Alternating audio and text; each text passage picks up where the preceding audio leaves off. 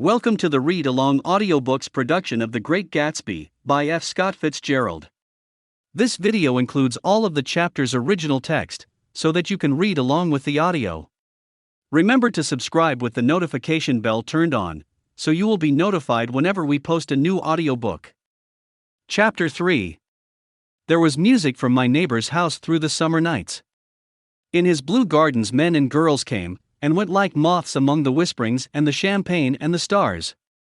At high tide in the afternoon I watched his guests diving from the tower of his raft, or taking the sun on the hot sand of his beach while his two motorboats slit the waters of the Sound, drawing aquaplanes over cataracts of foam. On weekends his Rolls-Royce became an omnibus, bearing parties to and from the city between 9 in the morning and long past midnight, while his station wagon scampered like a brisk yellow bug to meet all trains. And on Mondays 8 servants, including an extra gardener, toiled all day with mops and scrubbing brushes and hammers and garden shears, repairing the ravages of the night before. Every Friday 5 crates of oranges and lemons arrived from a fruiterer in New York. Every Monday these same oranges and lemons left his back door in a pyramid of pulpless halves. There was a machine in the kitchen which could extract the juice of 200 oranges in half an hour if a little button was pressed 200 times by a butler's thumb. At least once a fortnight a corps of caterers came down with several hundred feet of canvas and enough colored lights to make a Christmas tree of Gatsby's enormous garden. On buffet tables, garnished with glistening hors d'oeuvre, spiced baked hams crowded against salads of harlequin designs and pastry pigs and turkeys bewitched to a dark gold. In the main hall a bar with a real brass rail was set up, and stocked with gins and liquors, and with cordials so long forgotten that most of his female guests were too young to know one from another. By 7 o'clock the orchestra has arrived, no thin 5-piece affair, but a whole pitful of oboes and trombones and saxophones and viols and cornets and piccolos, and low and high drums. The last swimmers have come in from the beach now, and are dressing upstairs. The cars from New York are parked 5 deep in the drive, and already the halls and salons and verandas are gaudy with primary colors, and hair bobbed in strange new ways, and shawls beyond the dreams of Castile. The bar is in full swing, and floating rounds of cocktails permeate the garden outside, until the air is alive with chatter and laughter, and casual innuendo and introductions forgotten on the spot, and enthusiastic meetings between women who never knew each other's names. The lights grow brighter as the earth lurches away from the sun, and now the orchestra is playing yellow cocktail music, and the opera of voices pitches a key higher. Laughter is easier minute by minute, spilled with prodigality, tipped out at a cheerful word. The groups change more swiftly, swell with new arrivals, dissolve and form in the same breath. Already there are wanderers, confident girls who weave here and there among the stouter and more stable, become for a sharp, joyous moment the center of a group, and then, excited with triumph, glide on through the sea change of faces and voices and color under the constantly changing light. Suddenly one of these gypsies in trembling opal seizes a cocktail out of the air, dumps it down for courage, and, moving her hands like Frisco, dances out alone on the canvas platform. A momentary hush, the orchestra leader varies his rhythm obligingly for her, and there is a burst of chatter as the erroneous news goes around that she is Gilda Gray's understudy from the Follies. The party has begun. I believe that on the first night I went to Gatsby's house I was one of the few guests who had actually been invited. People were not invited, they went there. They got into automobiles which bore them out to Long Island, and somehow they ended up at Gatsby's door. Once there they were introduced by somebody who knew Gatsby, and after that they conducted themselves according to the rules of behavior associated with an amusement park. Sometimes they came and went without having met Gatsby at all, came for the party with a simplicity of heart that was its own ticket of admission. I had been actually invited. A chauffeur in a uniform of robin's egg blue crossed my lawn early that Saturday morning with a surprisingly formal note from his employer. The honor would be entirely Gatsby's, it said, if I would attend his little party that night. He had seen me several times, and had intended to call on me long before, but a peculiar combination of circumstances had prevented it. Signed J. Gatsby, in a majestic hand. Dressed up in white flannels I went over to his lawn a little after 7, and wandered around rather ill at ease among swirls and eddies of people I didn't know though here, and there was a face I had noticed on the commuting train. I was immediately struck by the number of young Englishmen dotted about, all well dressed, all looking a little hungry, and all talking in low, earnest voices to solid and prosperous Americans. I was sure that they were selling something, bonds or insurance or automobiles. They were at least agonizingly aware of the easy money in the vicinity and convinced that it was theirs for a few words in the right key. As soon as I arrived, I made an attempt to find my host, but the 2 or 3 people of whom I asked his whereabouts stared at me in such an amazed way, and denied so vehemently any knowledge of his movements, that I slunk off in the direction of the cocktail table, the only place in the garden where a single man could linger without looking purposeless and alone. I was on my way to get roaring drunk from sheer embarrassment when Jordan Baker came out of the house and stood at the head of the marble steps, leaning a little backward and looking with contemptuous interest down into the garden. Welcome or not, I found it necessary to attach myself to someone before I should begin to address cordial remarks to the passers-by. "Hello!" I roared, advancing toward her. My voice seemed unnaturally loud across the garden. "I thought you might be here," she responded absently as I came up. "I remembered you lived next door to." She held my hand impersonally as a promise that she'd take care of me in a minute, and gave ear to 2 girls in twin yellow dresses, who stopped at the foot of the steps. "Hello," they cried together. "Sorry you didn't win." That was for the golf tournament. She had lost in the finals the week before.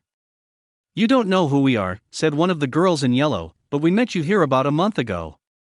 "You've dyed your hair since then," remarked Jordan, and I started, but the girls had moved casually on and her remark was addressed to the premature moon, produced like the supper, no doubt, out of a caterer's basket. With Jordan's slender golden arm resting in mine, we descended the steps and sauntered about the garden. A tray of cocktails floated at us through the twilight, and we sat down at a table with the 2 girls in yellow and 3 men, each one introduced to us as Mr. Mumble. "Do you come to these parties often?" inquired Jordan of the girl beside her. "The last one was the one I met you at," answered the girl, in an alert, confident voice. She turned to her companion. "Wasn't it for you, Lucille?" "It was for Lucille too." "I like to come," Lucille said. "I never care what I do, so I always have a good time. When I was here last I tore my gown on a chair, and he asked me my name and address. Inside of a week I got a package from Croyer's with a new evening gown in it." "Did you keep it?" asked Jordan. "Sure I did. I was going to wear it tonight, but it was too big in the bust and had to be altered. It was gas blue with lavender beads. $265. There's something funny about a fellow that'll do a thing like that," said the other girl eagerly. "He doesn't want any trouble with anybody." "Who doesn't?" I inquired. "Gatsby. Somebody told me." The 2 girls and Jordan leaned together confidentially. "Somebody told me they thought he killed a man once." A thrill passed over all of us. The 3 Mr. Mumbles bent forward and listened eagerly. "I don't think it's so much that," argued Lucille skeptically, "it's more that he was a German spy during the war." One of the men nodded in confirmation. "I heard that from a man who knew all about him, grew up with him in Germany," he assured us positively. "Oh no," said the first girl, "it couldn't be that, because he was in the American Army during the war." As our credulity switched back to her, she leaned forward with enthusiasm. "You look at him sometimes when he thinks nobody's looking at him. I'll bet he killed a man." She narrowed her eyes and shivered. Lucille shivered. We all turned and looked around for Gatsby.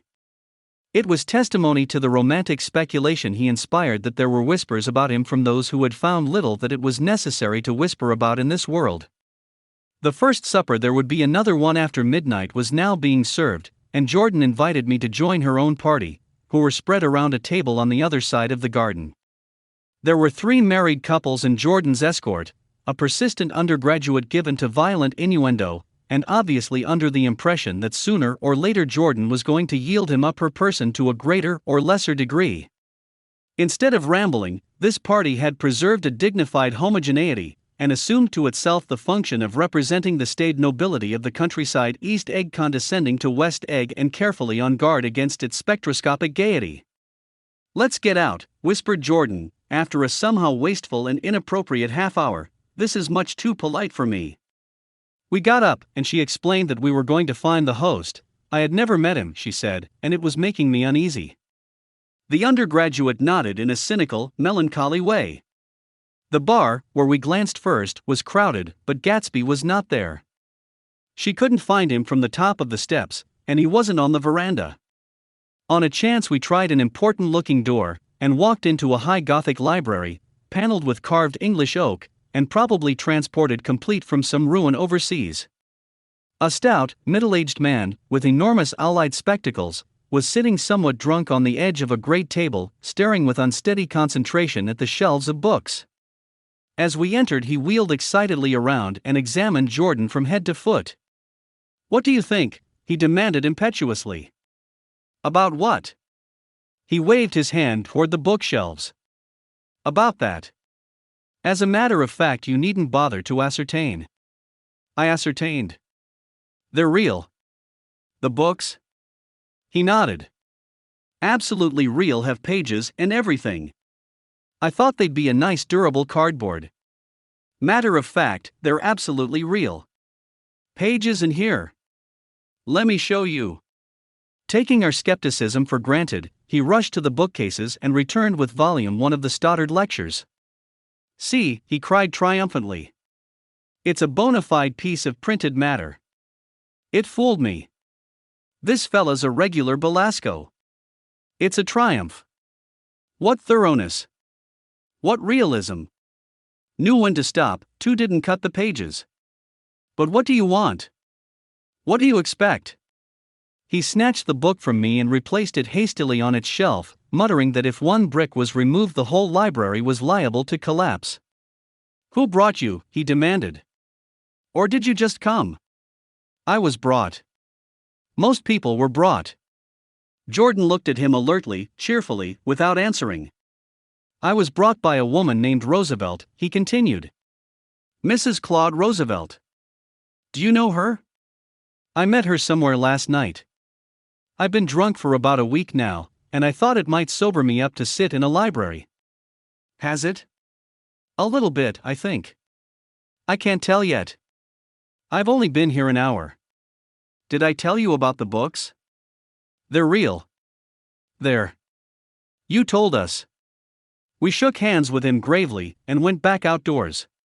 There was dancing now on the canvas in the garden, old men pushing young girls backward in eternal graceless circles, superior couples holding each other tortuously, fashionably, and keeping in the corners, and a great number of single girls dancing individually or relieving the orchestra for a moment of the burden of the banjo or the traps.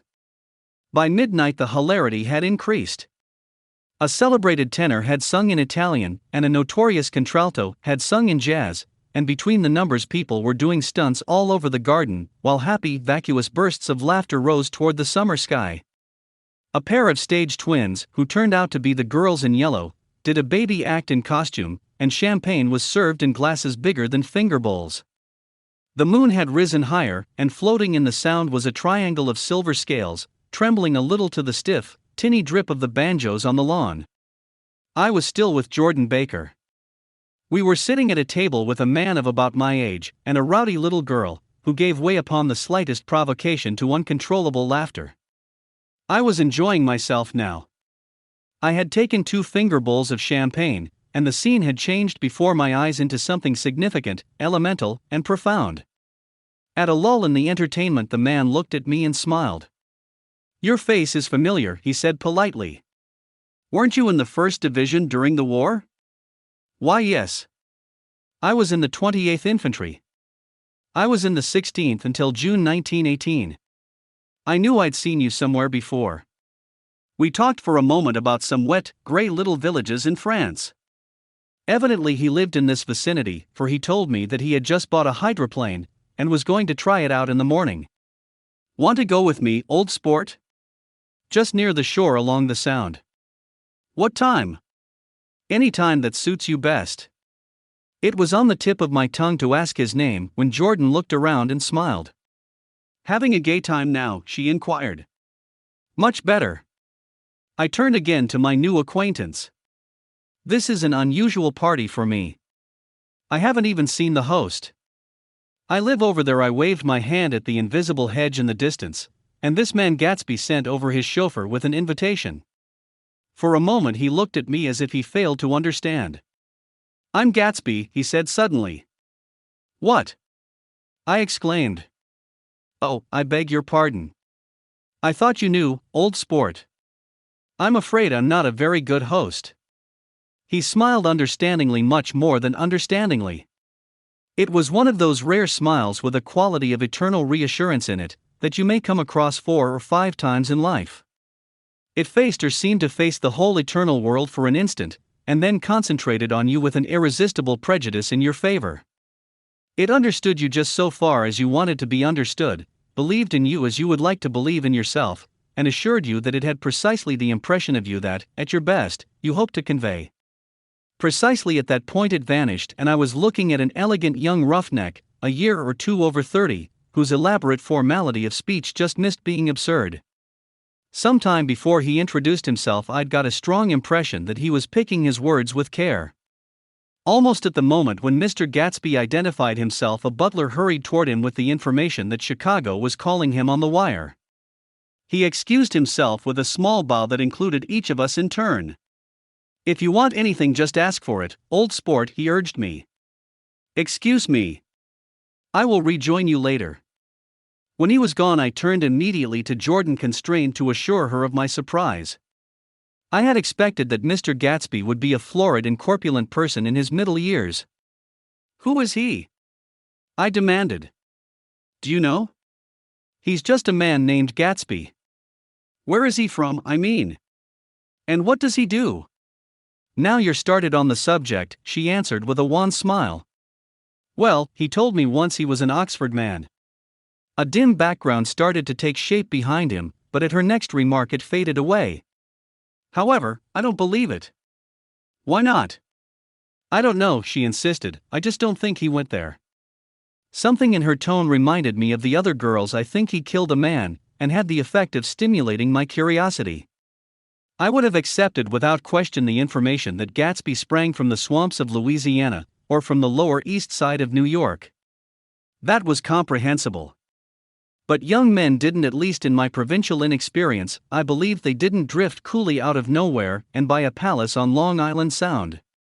"Anyhow, he gives large parties," said Jordan, changing the subject with an urban distaste for the concrete. "And I like large parties. They're so intimate.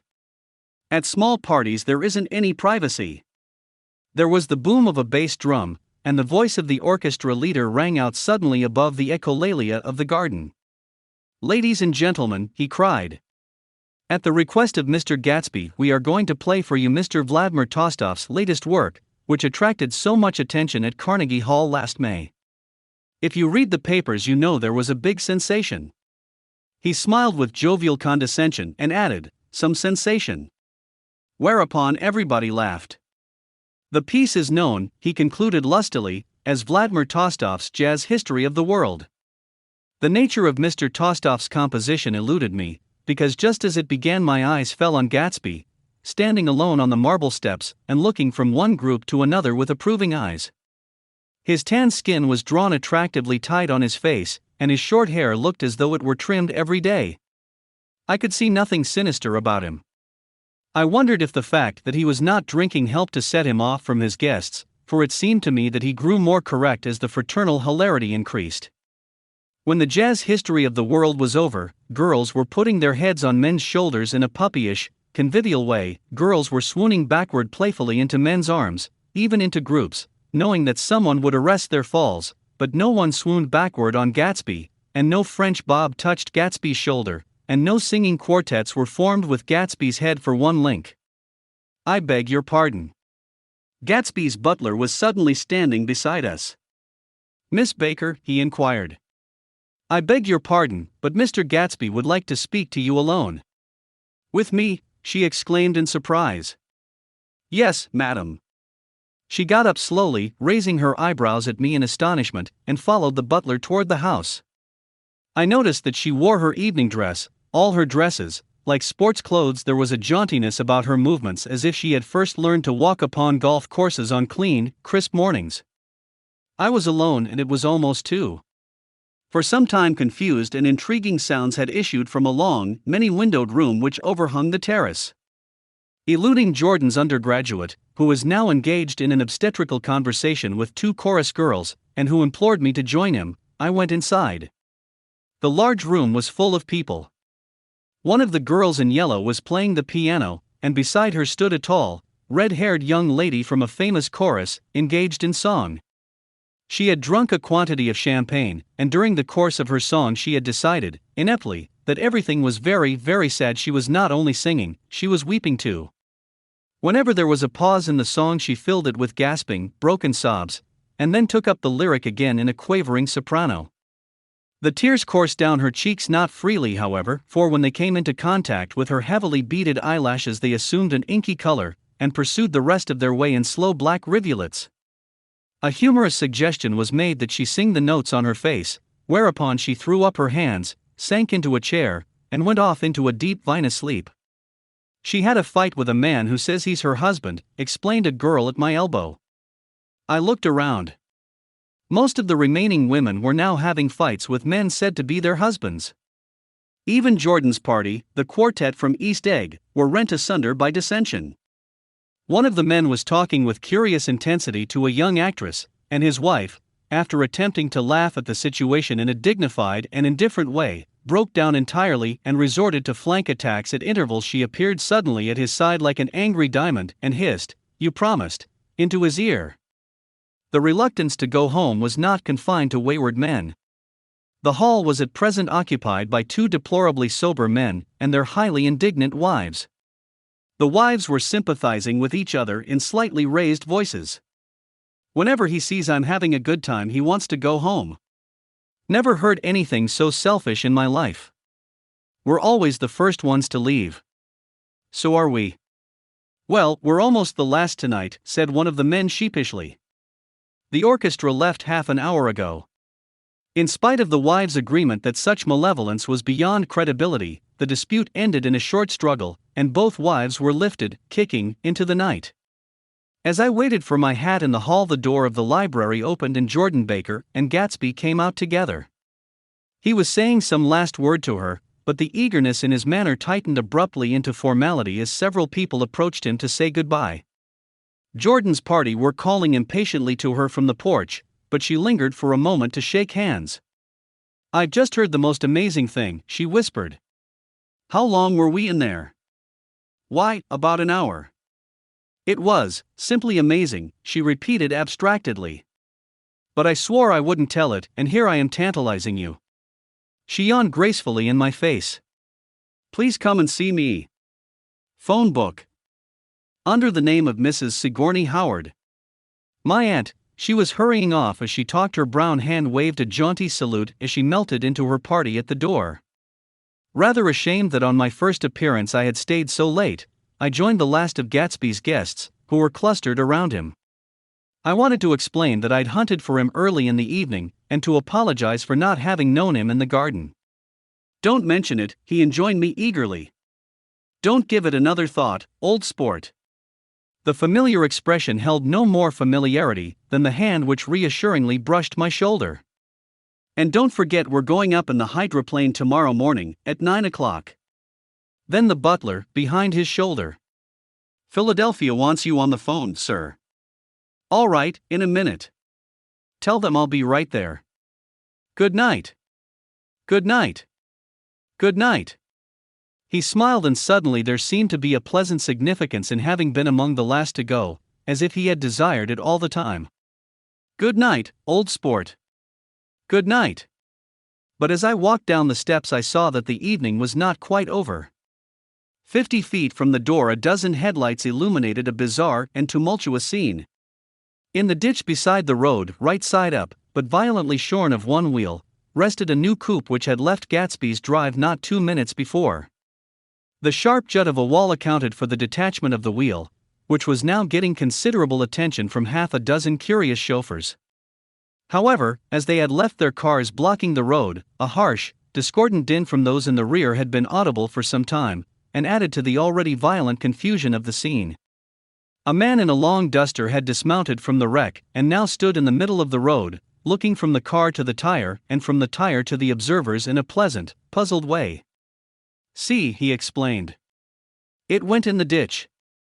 The fact was infinitely astonishing to him, and I recognized first the unusual quality of wonder, and then the man. It was the late patron of Gatsby's library. How'd it happen? He shrugged his shoulders. I know nothing whatever about mechanics, he said decisively. But how did it happen? Did you run into the wall? Don't ask me, said Al-Liz, washing his hands of the whole matter. I know very little about driving, next to nothing. It happened, and that's all I know. Well, if you're a poor driver, you oughtn't to try driving at night. But I wasn't even trying, he explained indignantly. I wasn't even trying. An odd hush fell upon the bystanders. Do you want to commit suicide? You're lucky it was just a wheel. A bad driver and not even trying. You don't understand, explained the criminal. I wasn't driving. There's another man in the car. The shock that followed this declaration found voice in a sustained "IHH" as the door of the coupe swung slowly open. The crowd, it was now a crowd, stepped back involuntarily, and when the door had opened wide there was a ghostly pause. Then, very gradually, part by part, a pale, dangling individual stepped out of the wreck, pawing tentatively at the ground with a large uncertain dancing shoe. Blinded by the glare of the headlights and confused by the incessant groaning of the horns, the apparition stood swaying for a moment before he perceived the man in the duster. "What's matter?" he inquired calmly. "Did we run out of gas? Look."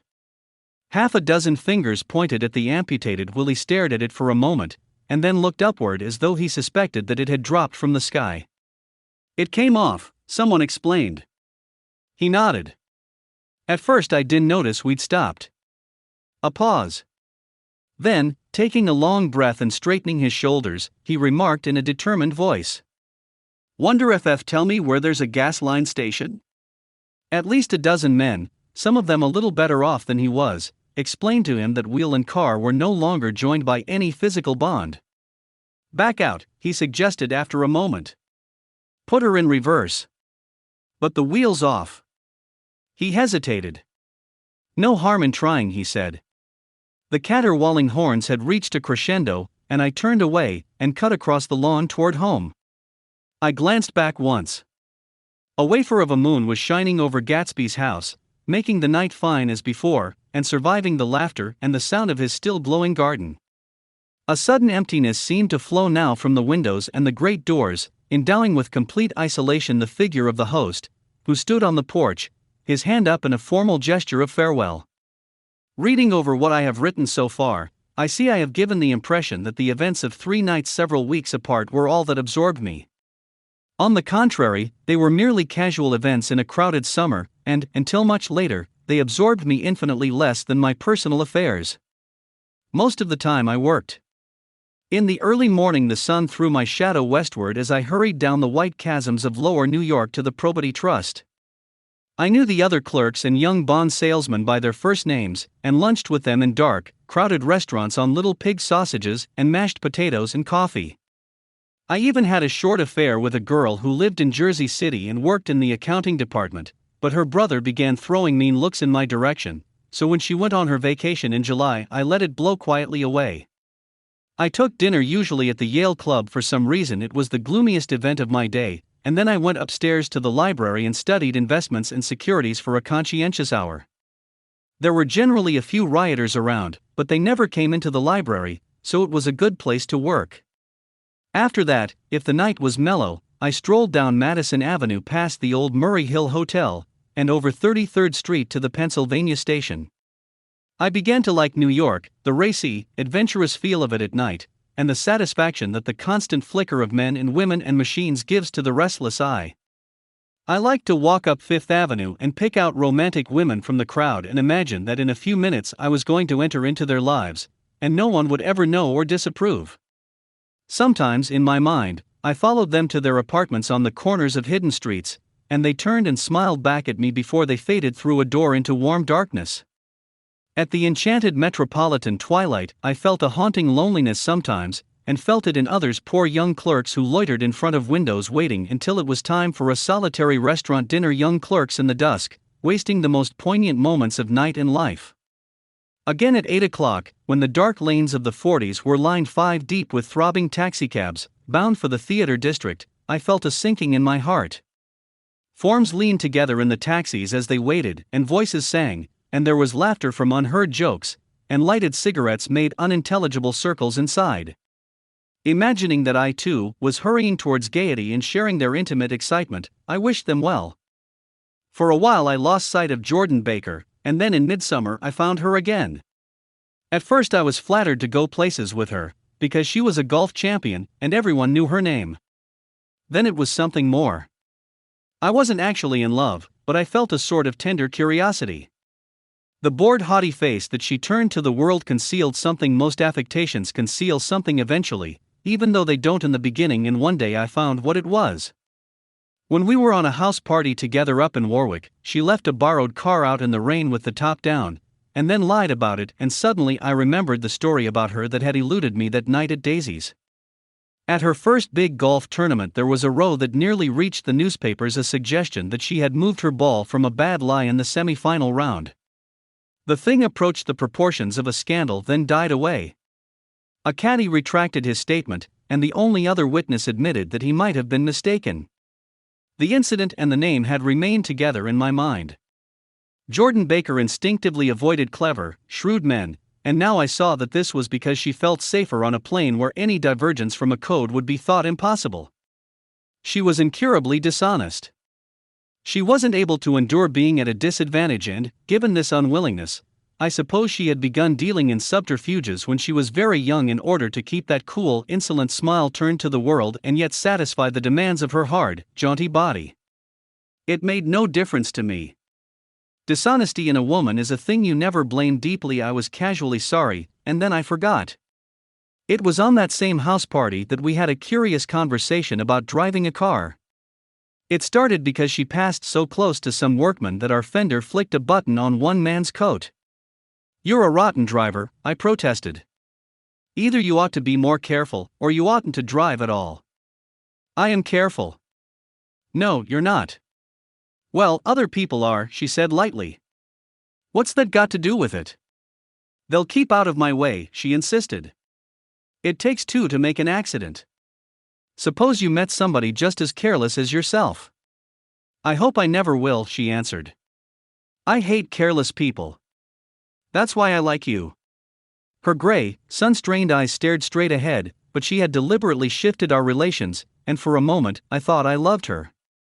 But I am slow thinking and full of interior rules that act as brakes on my desires, and I knew that first I had to get myself definitely out of that tangle back home. I'd been writing letters once a week and signing them, "Love, Nick," and all I could think of was how, when that certain girl played tennis, a faint mustache of perspiration appeared on her upper lip. Nevertheless, there was a vague understanding that had to be tactfully broken off before I was free. Everyone suspects himself of at least one of the cardinal virtues, and this is mine. I am one of the few honest people that I have ever known. This is the end of the chapter. We have linked to the next chapter on this screen, or please feel free to visit our channel to explore the other titles we have available. Please remember to subscribe with the notification bell turned on, so you will be notified whenever we post a new audiobook. Thank you.